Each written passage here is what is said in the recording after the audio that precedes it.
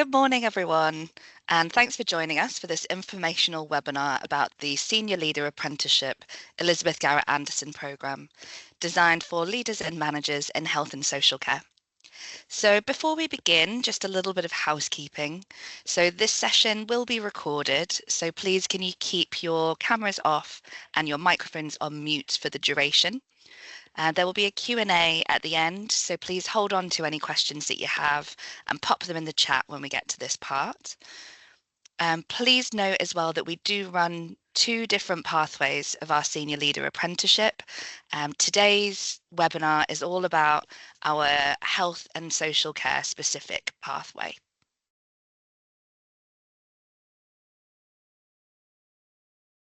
Thank you. So hi, welcome again everybody, and thank you for joining us this morning for our informational webinar on our Elizabeth Garrett Anderson Senior Leader Apprenticeship. I'm Rosie and I'm the Head of Client Relations for our apprenticeships here at Alliance Manchester Business School, part of the University of Manchester. So today I'm joined by my colleague in Client Relations, Maheen. Hi everyone, I'm Maheen and I am the Client Relations Manager for our apprenticeship programmes here at the Business School. I have a specific focus on recruiting for the Elizabeth Garrett Anderson programme, so I will be your first point of contact if you are interested in applying for the programme. Thank you. And we're also joined by the Head of the Health Management Group, Simon Moralee. Hi, good morning everyone. I'm Simon, as Rosie says, Head of the Health Management Group at Alliance Manchester Business School. Senior lecturer in healthcare management and leadership, and I've been a tutor on all of the Anderson pathways over the past 11 years. Lovely, thank you. So Simon and Maheen are going to tell you all about the delivery, the content and the application process for our Senior Leader Apprenticeship Elizabeth Garrett Anderson programme. And then later on, I'll be facilitating a Q&A with Maheen and Simon, where you'll be invited to post any questions that you may have in the chat. Please note the session is being recorded, so you will be sent a recording of the session. So if you are having any technical difficulties, don't worry, you will get sent the recording and you can access it in your own time. So before I hand over to Maheen and Simon, first a little bit about Alliance Manchester Business School. So we've been delivering executive education programs for over 50 years with clients in over 30 countries across 6 continents. We deliver 3 program streams, all informed by leading research and industry expertise, and all delivered by world-class lecturers. So we offer a portfolio of short business courses centered around key themes and challenges facing today's leaders. We also offer customized programs which are tailor-made to meet an organization's particular needs. And today's focus, which is our Senior Leader Apprenticeships, programs which are funded by the Apprenticeship Levy. So over to Simon to delve into the details of our Elizabeth Garrett Anderson Senior Leader Apprenticeship. Thanks everyone. I want to start by talking about why this programme might be suitable for you, and to tell you a little bit about Anderson. Anderson, its origins come from the Leadership Academy, which is now part of NHS England, which began in 2012 in the wake of the Mid Staffordshire scandal, and we've been running it in partnership originally with the University of Birmingham and now as an apprenticeship for the past 4 years here alone at the University of Manchester. Over 4,000 leaders in health and care have participated in what we call our standard pathway. Standard because it differentiates from the graduate training scheme pathway, which we've also offered since 2018. And this is for people typically in roles like yourselves, mid-career roles, looking for leadership development and support. Some of the kind of headline figures of the programme include that 65% of our recent graduates since 2021 have been promoted during the programme. So it's an acceleration of growth and progression as well. And of those 65, 87% have attributed their promotion to the learning they get in the programme. So part of the rationale for why this programme is it helps obviously your organisation, but it helps you to get ahead as well. And I'll talk about some of the benefits in a bit. The programme's underpinned by 3 golden threads. originally 2, but then revamped in 2018. These 3 run as threads do throughout the whole of the program: architecture, teaching, learning, and experience. And they are, firstly, that we want learners to understand equality, diversity, and inclusion and implement this proactively in their leadership. Secondly, that we ask learners to remain constantly in tune with how the quality of care provided to patients, service users, and their carers matches what we would want for those we love. And finally, we ask learners to lead sustainable improvement of relevant services and processes to ultimately enhance patient care and population health. And as golden threads, they are fundamental to every part of the program: the experiential learning in workshops, the learning in action, learning sets, more of which later, and of course the learning through assessment and through theoretical content. And it's really, really important that these 3 elements stay at the core and center of our programs, because they're ultimately 3 of the most important things that we need to do to provide a health and care system that's fit for purpose, good for staff, great for patients and service users. Why choose us? I said a little bit. We've been delivering the Anderson program as one of the original delivery partners since 2013. Probably over, between Birmingham and ourselves, probably over 6,000 people have participated in the program.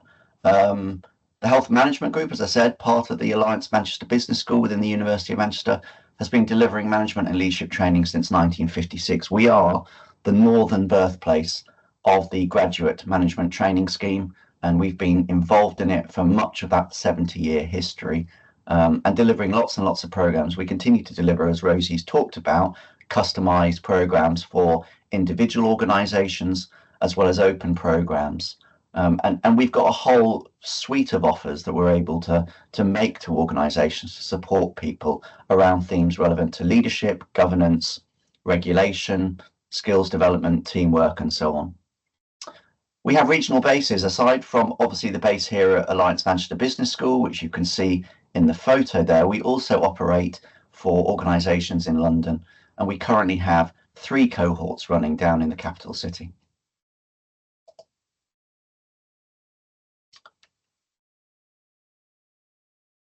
Thank you, Simon. So I'm just going to cover a little bit on what the Senior Leader Apprenticeship pathway is and who this programme is specifically aimed for. So as Simon has mentioned, there are a few different iterations of the programme that have existed since its inception in 2013, and this specific pathway is our Senior Leader Apprenticeship pathway.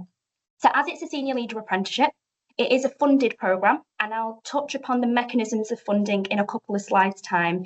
But the programme's designed to get people from where they are today as a middle manager into those more senior level positions in their organisation. So if you're already a senior leader, or if you are already the most senior member in your organisation, this probably isn't the programme for you. The programme is aimed more at those in those mid to senior management positions who operationally may be very good, very competent, but are looking towards developing more strategically and moving up in their organisation. So 3 words that you'll hear a lot of when we talk about an apprenticeship are knowledge, skills and behaviours, or KSBs as they're normally referred to. And these are fundamental to what an apprenticeship is. So there are 46 KSBs that exist on the Level 7 Senior Leader Apprenticeship standard. And by the end of the programme, you will need to be able to be fully competent and demonstrate competency in all 46 of these KSBs in order to qualify as a senior leader. So one of the things that we do as part of the application process for the programme is something called a skills scan, which is where you will have all 46 KSBs listed, and you have to rate yourself on a scale of 1 to 3, with 3 being the most competent and 1 being the least competent or least comfortable, about where you're currently at with those KSBs. Now, if you rate yourself at level 3 for all of those knowledge, skills and behaviours, again, this programme probably wouldn't be the programme for you because there is nothing left to develop you on. We would be looking more to those people who are in the early stages of development against those KSBs and would need further support and development through the programme to be able to qualify as a senior leader by the end of it. Now, as it's an apprenticeship, it is an integrated programme where you study whilst you work. So it's not the case that you will be working 5 days a week in your organisation and then you'll study on the weekends. The way that the apprenticeship is designed is that you will be studying whilst you're on the job, which is why it's really important to have support from your organisation to undertake this programme. So your organisation will need to carve out and ring fence some time for you during your working week for you to undertake activities outside of your normal job role, which will be developmental so you can develop against the KSBs in the Senior Leader Apprenticeship Standard. Now, we normally say this is about approximately 8 hours a week, but we always say plan for more. You may do more hours one week than you do another week, and that's fine. You can balance that out over the period of the programme, but you will need to be clocking off the job training time every single week. And at the end of every month, you will have to upload a log to the university so we can see that you've been being given that off the job training time. Now, everything that classifies as off the job training is specifically developmental and it's specifically outside of your normal job role. And all of this will be detailed in your training plan that you would be issued by the university. So in terms of funding for the programme, Simon's going to take us through in a little bit the actual full structure of the programme, but there are two elements to the programme and so two funding structures that are applied. So the Senior Leader Apprenticeship, which includes a postgraduate diploma in healthcare leadership, comes at a cost of £14,000, and this is funded via the apprenticeship levy. So if you're in a large organisation which has an annual payroll of over £3 million, the likelihood is that your organisation are already paying into the apprenticeship levy. So these fees will be fully funded by the cost that your employer is already paying into the levy. Now, if you're in a smaller organisation that doesn't have an annual payroll of over £3 million, you can still undertake the apprenticeship. It's not the case that you wouldn't be eligible, but there'll be a different fee structure where 95% of the fee is covered via the levy, via the government funding, and a cost of 5% would come from your employer. So that's the Senior Leader Apprenticeship Postgraduate Diploma element of the programme. There is an option to top up to a master's, so you would then end the programme with a master's in healthcare leadership. Now, this comes at an additional cost of £3,500, and this cannot be paid via the apprenticeship levy since the decoupling of the apprenticeship and master's qualifications. So this will either have to be paid privately by you as an individual or by your organisation, or by both. It can be a mixture of both. The one thing that I will say in terms of paying the master's top-up fees, you don't have to pay at the beginning of the programme. You don't have to take the decision at the beginning of the programme. We would recommend that all of our learners do go on to the master's element of the programme, but there is the option to set up an instalment plan when you're on the programme, so you can pay at a rate that's comfortable for you on a monthly basis, so you wouldn't have to pay the £3,500 up front. That's a little bit on the apprenticeship element. I'll now pass back over to Simon, who will delve into a bit more detail about the actual programme content. Thank you, Maheen. So we're going to jump into looking at what we call the architecture, how we deliver it, assessment, and those sorts of things over the next few slides. So this is what we refer to as our programme architecture. And Maheen's mentioned the skill scans already. This is the kind of starting point of where you are. You'll see that in the top left-hand corner. And throughout there are a few blocks. So if you look at the key on the right-hand side, the hexagons represent something called action learning sets. I'll talk about those in a bit. There are mandatory workshops. There are 5 on the core part of the programme at the end of the postgraduate diploma, and then more if you choose to do the MSc top-up. There are mandatory units, 6 in the core part of the postgraduate diploma, and then 2 as part of the master's programme. And then you are building as well a portfolio of evidence and a personal development plan as part of the apprenticeship pathway. So after the skills scan, which will establish where you are, your baseline for knowledge, skills and behaviours, you will then get into the first workshop, which is what we call leadership in context. We start to think about those golden threads in terms of sustainability and patient care and equality, diversity and inclusion. And it's about putting patients right at the heart of what we do and reminding us. So it's a really big focus on who we are serving within this. And that features quite a lot. Within our assessment, I'll talk about that in a bit as well, we try and assess application of learning as well. So when Maheen talked about requiring time in the working day, the working week for learning, that's absolutely core to it, because one of the ethoses of the program is to ensure that your learning is shared with other people in the health and care system. And we have 4 other further workshops, as you can see, spread throughout the program, and the sort of dark grey columns within this architecture. As I said, the units, they stack up, so units 1 through to 6, and they're themed around leadership of self in Unit 1 and Unit 6, around leadership of teams in Units 2 and Unit 5, and around leadership of organisations and systems in Units 3 and 4. And they build up in terms of credit. So to achieve the postgraduate diploma, you'd get 120 credits, and you'd get it in the following way. Unit 1 would be 10 credits, Unit 2, 20, Unit 3, 30, Unit 4 is then 30, Unit 5 is 20, and Unit 6 is 10. And passing all of those units would mean that you'd achieve the postgraduate diploma. And as Maheen said, if you're eligible academically and so on, and of course can pay the fee, then you can move forward into the MSc element as well. So at the end of Unit 6, if we look at the bottom row of this picture now, you'll see some lighter grey columns called Gateway and EPA. Gateway is a mutual partnership assessment between us, you and your employer, that you're ready to be assessed objectively and independently through the EPA, or the Endpoint Assessment. And that's done currently by the Institute for Leadership and Management on our behalf. It's not done by the university. And that requires you to do some form of business proposal, as well as be assessed through a professional discussion on your portfolio of evidence. But I'll come on to assessment in a bit more detail.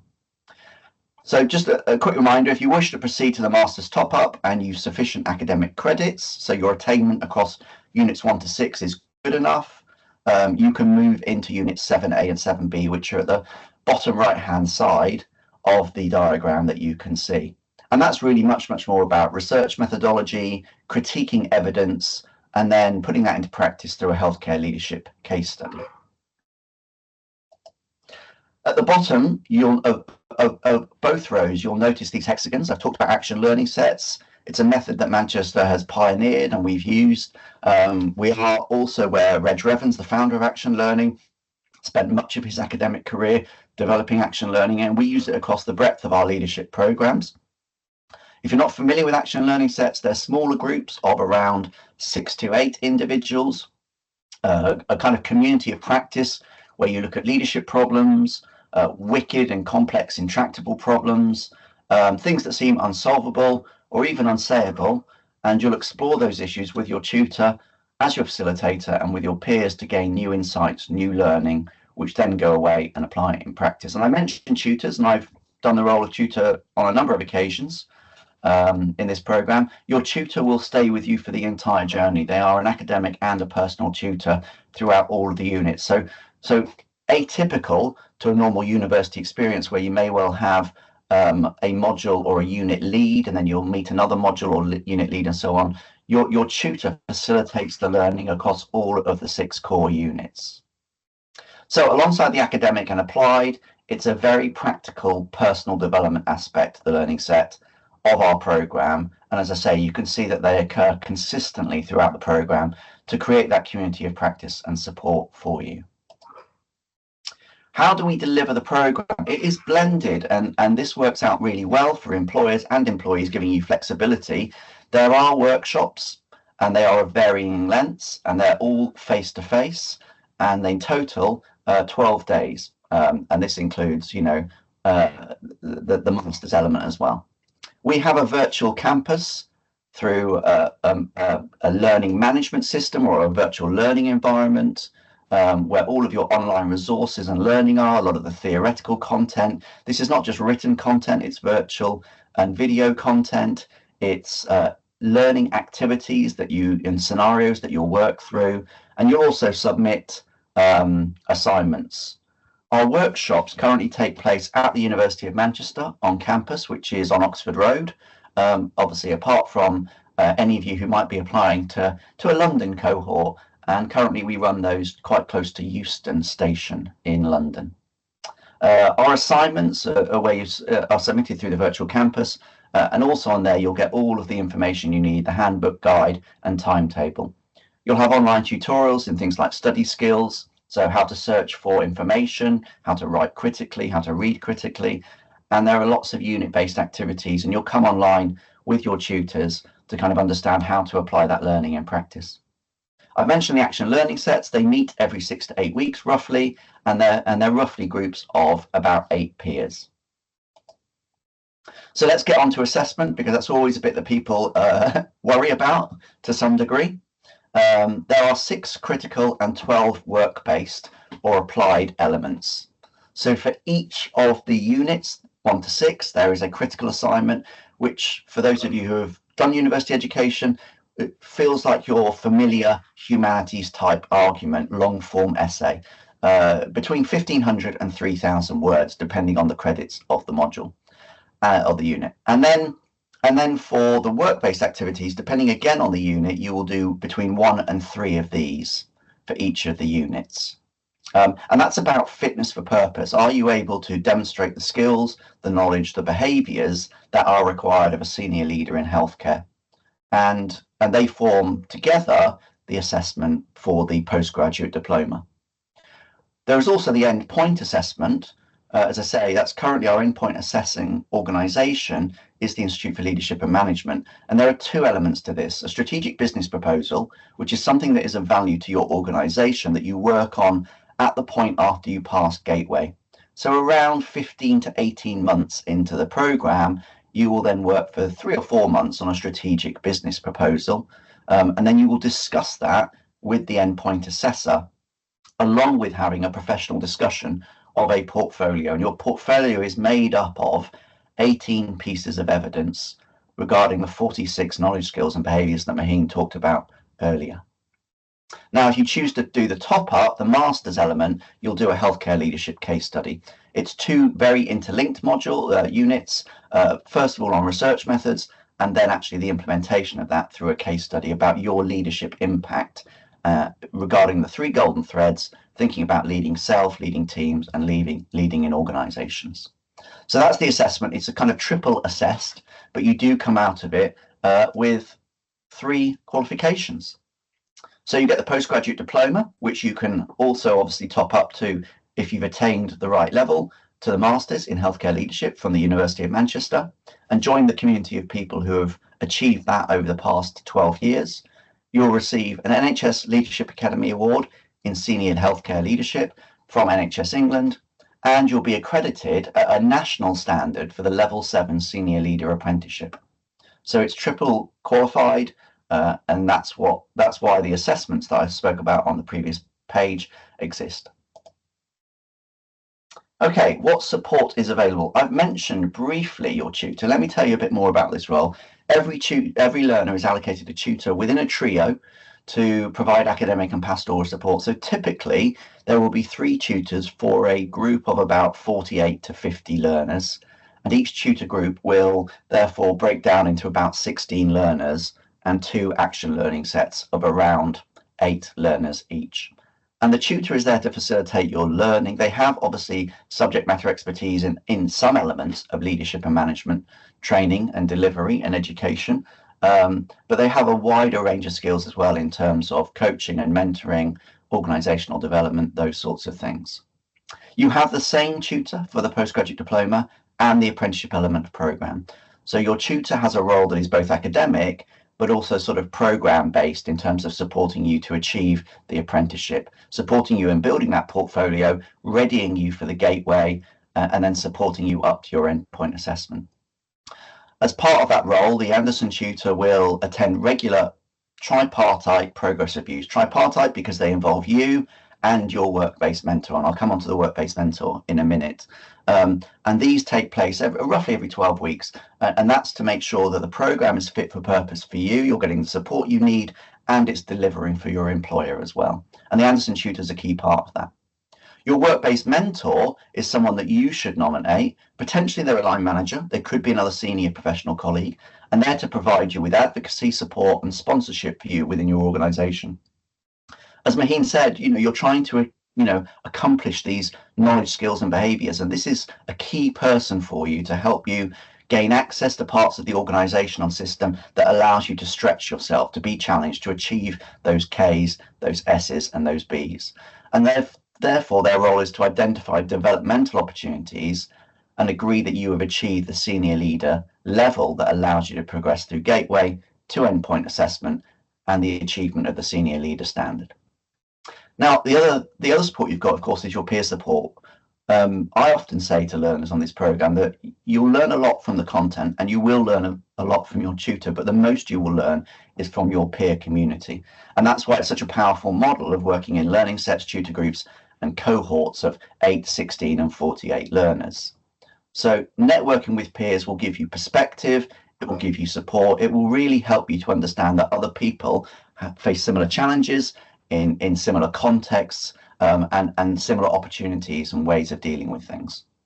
You'll also become a part of the community of Anderson. As I say, 6,000 people across the country have been through the Anderson program in the last 12 years, and you become part of the University of Manchester community.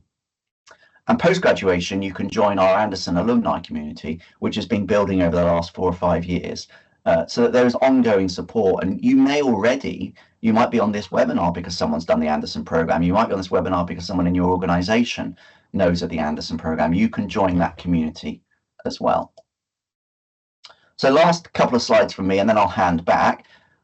How you benefit from doing the program, I think we can break this down in 2 different ways. I think from a personal impact point of view, you will absolutely gain new leadership skills and gain new thinking from industry leading experts and academics. Most of my colleagues have worked within the health and care system. I spent 7 years as a manager in the health and care system before becoming an academic. So we are people who understand the context as well as having the theoretical and academic knowledge to support you across the program. So you'll gain those new leadership skills and that new thinking. One of the things that we hear a lot is that you will gain greater confidence, and that often comes through your peer network. You'll develop your career in terms of your ability to lead and so on. You gain a very practical membership at the Institute of Leadership and Management, and you'll gain the skills that allow you to work more strategically and have a wider systemic impact, because that's how we're stretching you across all the different elements of the academic and apprenticeship learning. And as I said before, the program delivers in terms of personal promotion prospects. We've had that feedback consistently throughout the 12 years of running the program. Aside from that, what transferable skills you'll gain? You'll definitely gain skills in digital, because we focus a lot on how to use digital technology and how you might use that going forward, but also critical thinking skills. This will really help with your confidence as well, and knowing that your management and leadership practice is evidence-based. You will become a better leader, better able to assess and critique ideas and evidence put in front of you by colleagues. From an organizational perspective, so this is a big sell for your employers, for your work-based mentors, for your line managers. Coming on this program, if you were to come on this program, your organization would be having more effective leaders who are more person-centered, more conscious of equality, diversity, and inclusion, and how to embed improvement in their leadership practice. If there's more than one person coming from your organization, it's a way of building leadership and critical mass. And we have some major employers in health and care in the Northwest region who have sent, dozens, if not more, of their employees onto the program. And that helps to build that bigger critical mass of leading in the right way. The organizational impact is also through enhanced systemic working. Typically, we have somewhere between 7 and 10 organizations, maybe more, represented in every cohort. So if you're based in the Northwest region, we'll have people from Manchester University Foundation Trust, from the Northern Care Alliance, from the ICB in Lancs and South Cumbria, and other ICBs as well. Often as well, we do have people from local authorities on the program as well. So it's a really good way of your organization, through you, getting involved in systemic working. It's a way of developing talent and retaining you. So we know that the organizational benefit is keeping you motivated, keeping you learning, so that you're able to operate at a higher level. And it allows them to utilize the levy, as Maheen said, through any organization with £3 million worth of payroll currently is able to use that levy towards developing employees across all types of university education. And for us, of course, leadership and management development. The final impact for the organisation is the strategic business proposal. It's a core part of the apprenticeship, but it's also a part where you are asked to focus specifically on an issue within your organisation that needs tackling. So if you think about that, for every cohort that has been through, and we're currently, we're recruiting now for, our 11th cohort, that's over 400, almost 500 learners. That's 500 business proposals to improve aspects of NHS leadership and management. So there's big impacts, both at a personal level and an organisational level as well. So I'm going to stop there, and Maheen's going to take you through how to apply. Thank you, Simon. So in terms of application and entry criteria, so there's two different routes into the programme. So the first criteria is if you have a degree at 2-1 or above, it can be in any subject, you would need at least 3 years of managerial experience.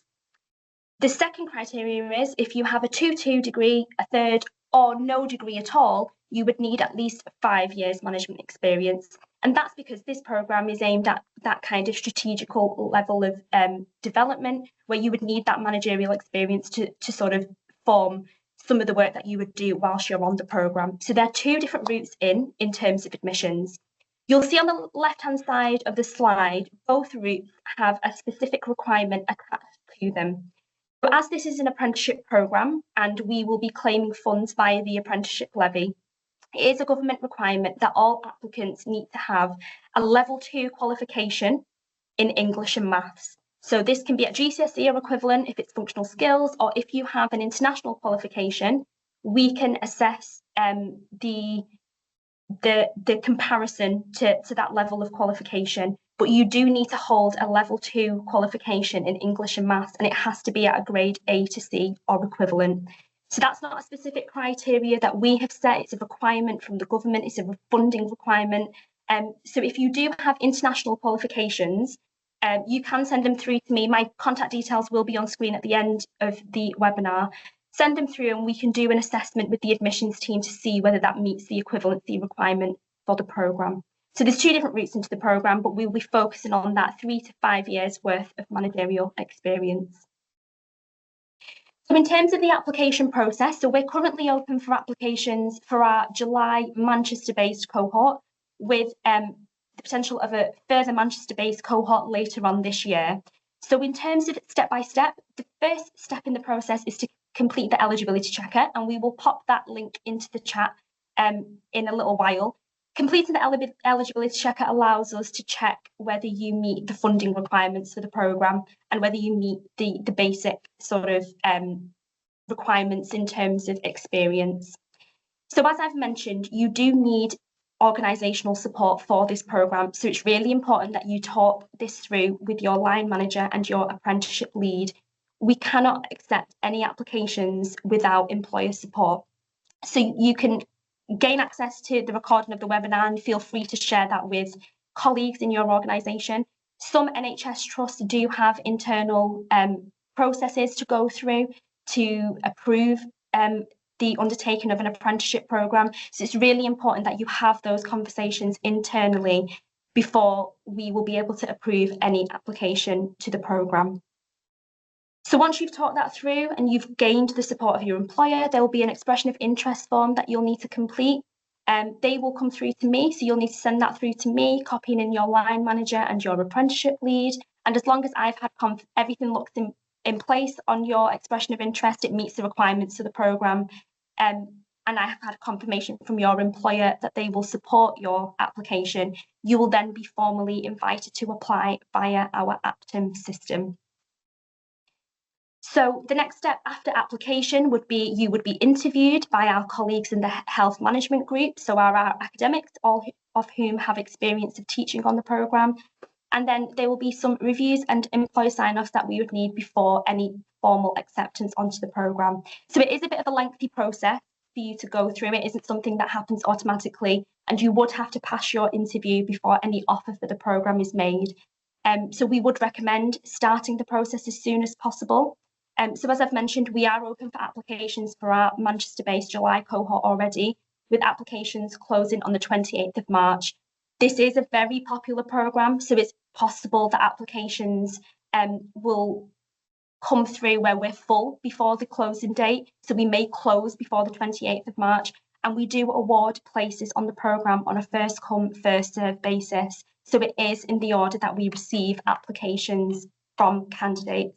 So we would recommend that you start the process early. As I've said, my contact details will be on screen at the end of the webinar. So if you have any questions about application or who your apprenticeship lead is or how you can gain that support in your organisation, please do feel free to get in touch.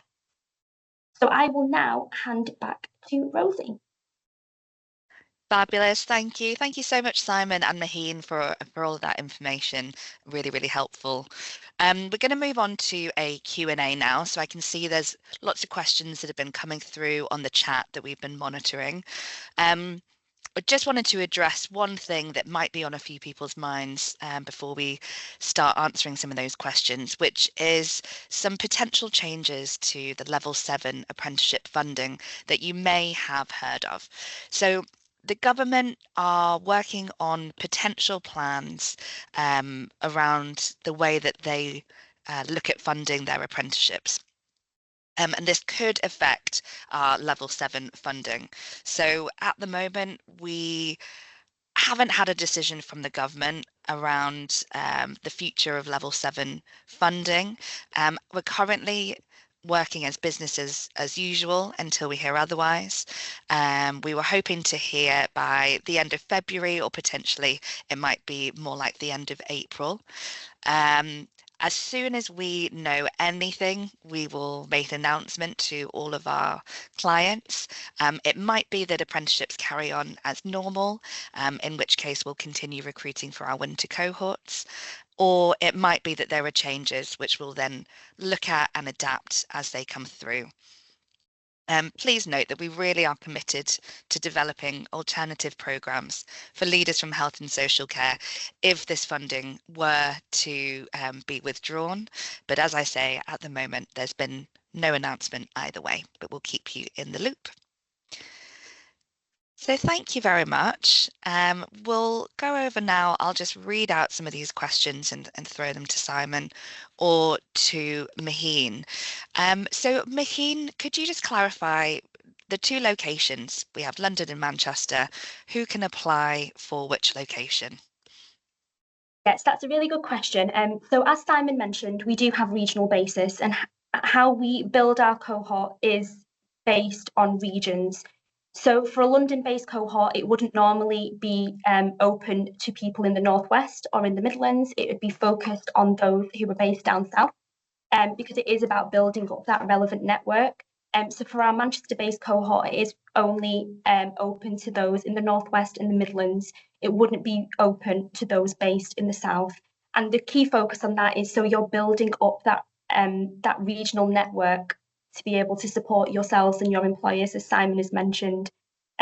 So we do have our normal cohorts. We usually have a London cohort each spring and a Manchester cohort each winter.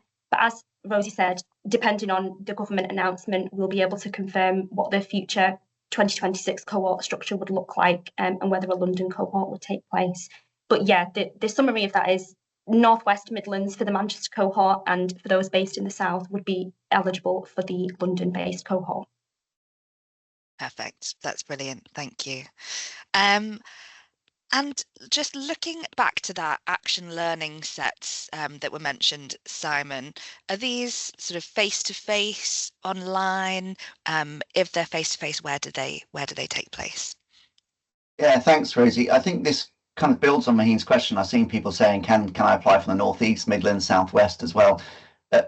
Not only do we try and limit it to regions, it's because the learning sets are regionally based as well.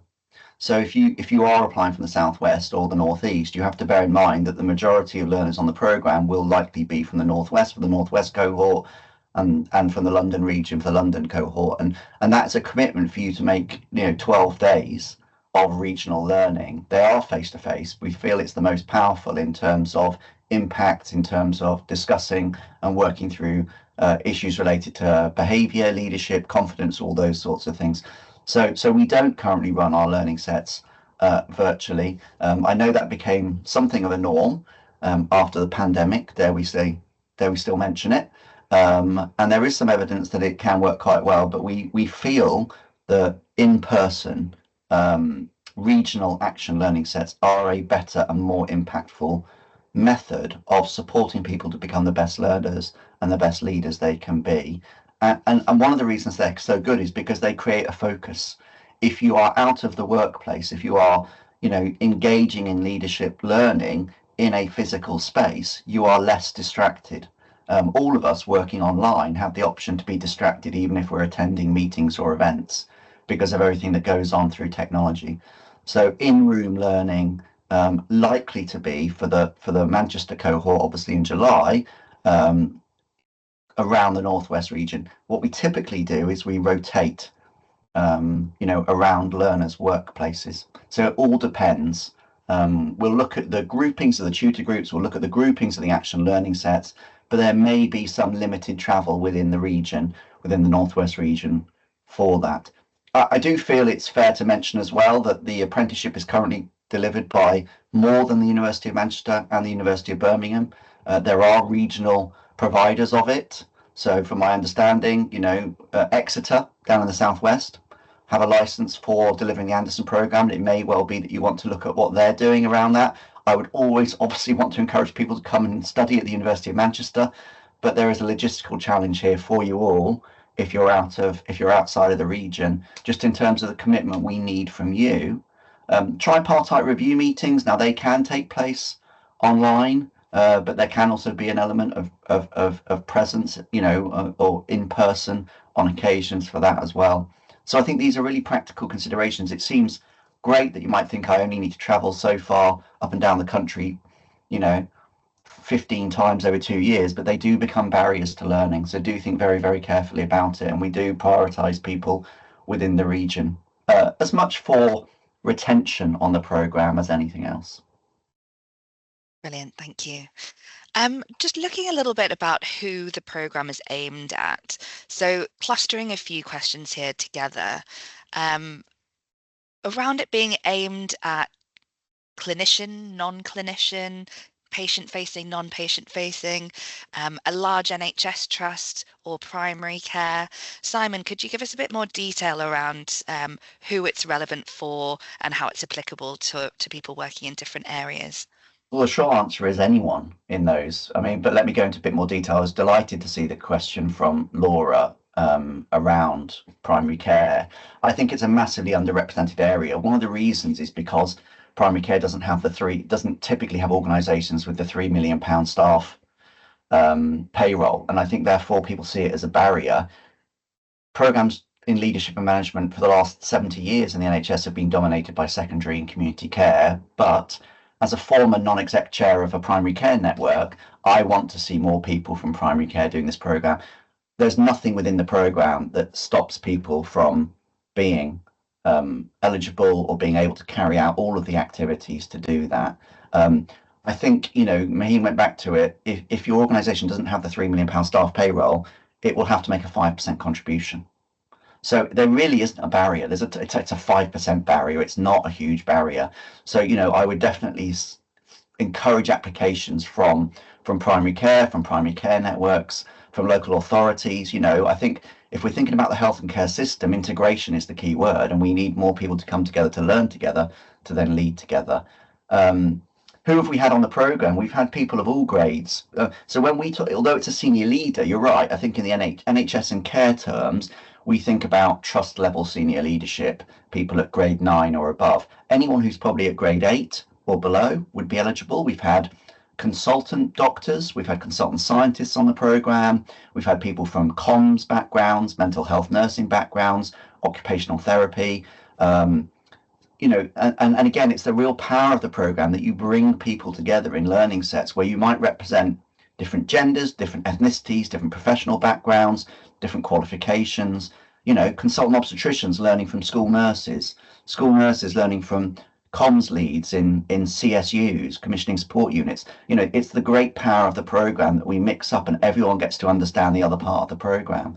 So please do apply if you come from any part of the system and you feel that you would benefit from some leadership management development training. So absolutely, if you're 8A, 8B, 8C grades, heads of department, you've never had any leadership management training, you meet the eligibility criteria, please do apply for the program. I can give you case studies, not off the top of my head, but probably someone from your background, your professional background, your profile has done the program already and benefited from it.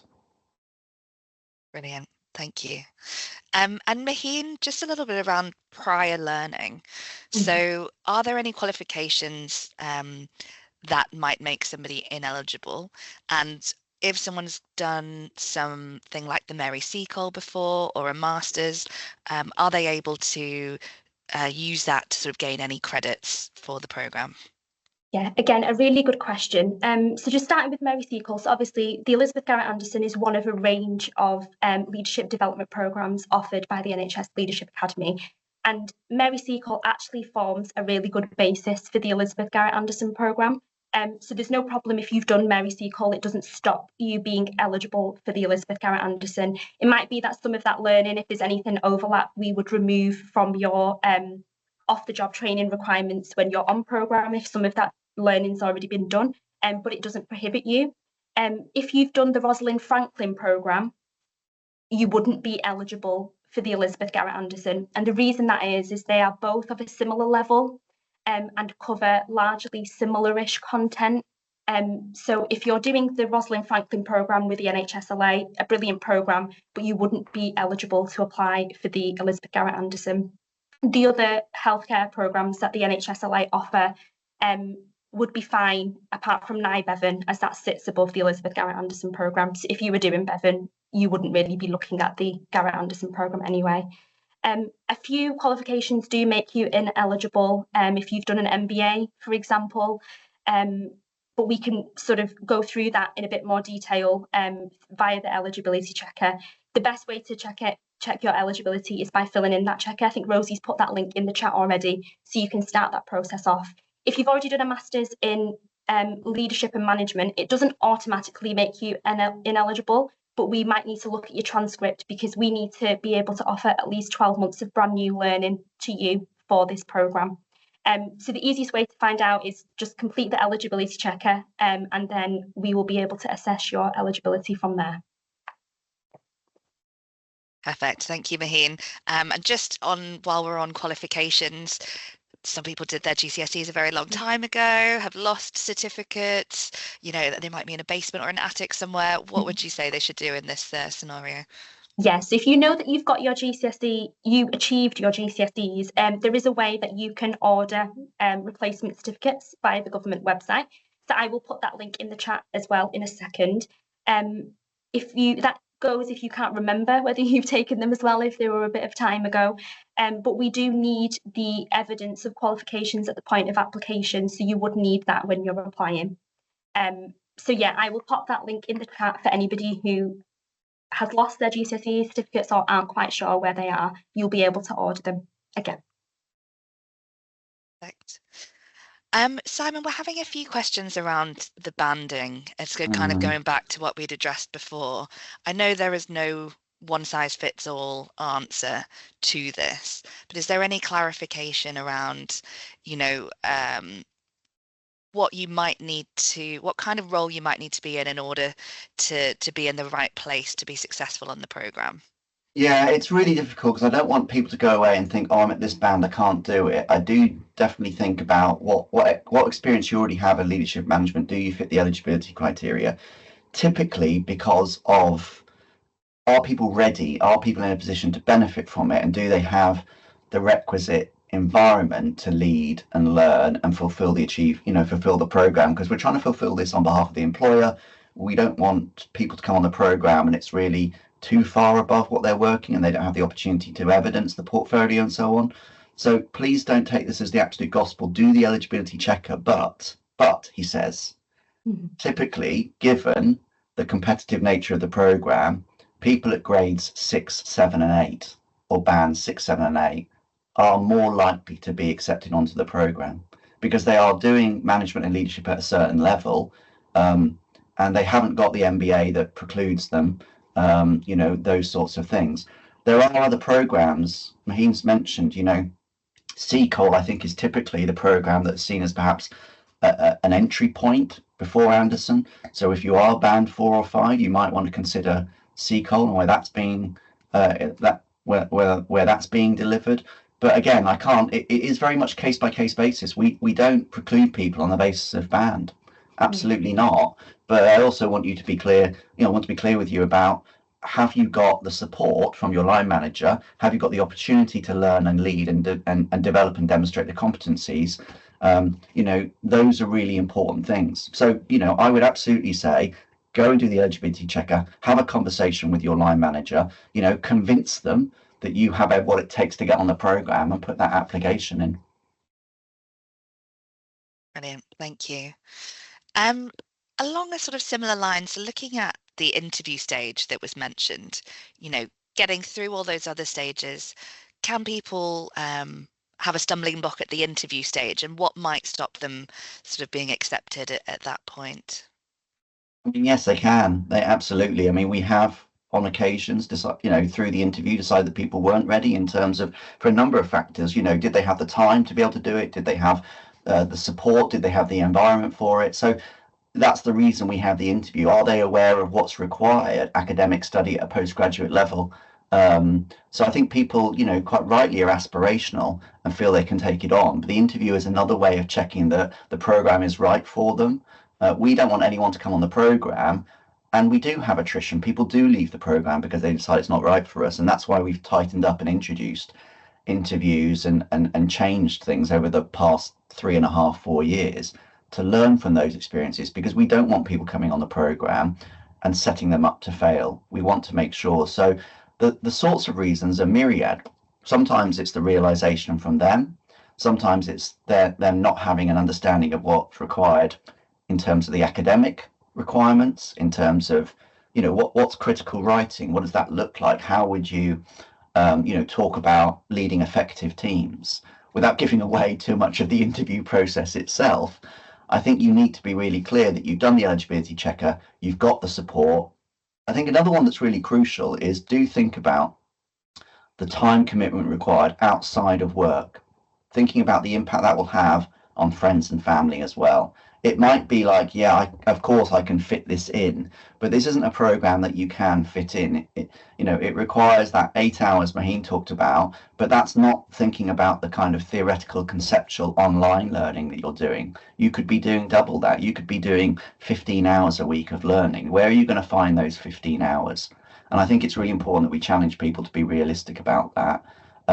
So unfortunately, there is no kind of, black and white rule about why people don't get through the interview. All I would say is that the rejection rate at interview is low because of the criteria, because of the eligibility, because of the process. So it's not like we've got a high percentage of rejection at interview.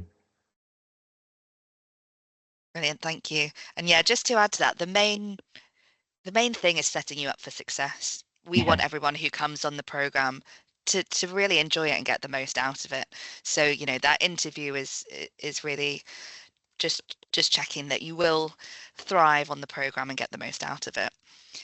We've only got a couple of minutes left. I'm going to put Maheen's contact details up here, and we could probably squeeze in another couple of quick questions.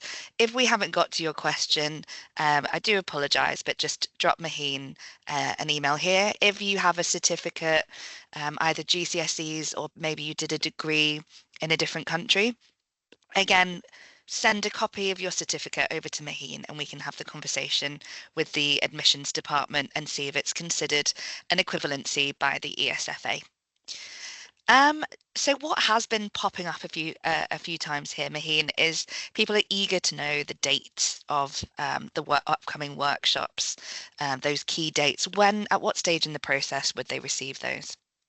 So we're able to release the July workshop 1 date. So the workshop 1 is at the very beginning of the programme, like Simon mentioned, and you have to be available to attend all 4 days of those to be able to be eligible for the cohort. So we can include that in our communication post the webinar so everybody knows what the July date will look like. The rest of the cohort dates will be released by the admissions team once applicants have applied. just to ensure that you've got those dates in your diary should you be successful being accepted on the programme.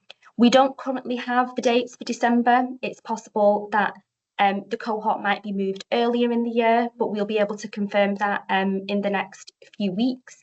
But the July date for workshop 1, we will share with you post this webinar, and then you will receive the full calendar once you move through the application process.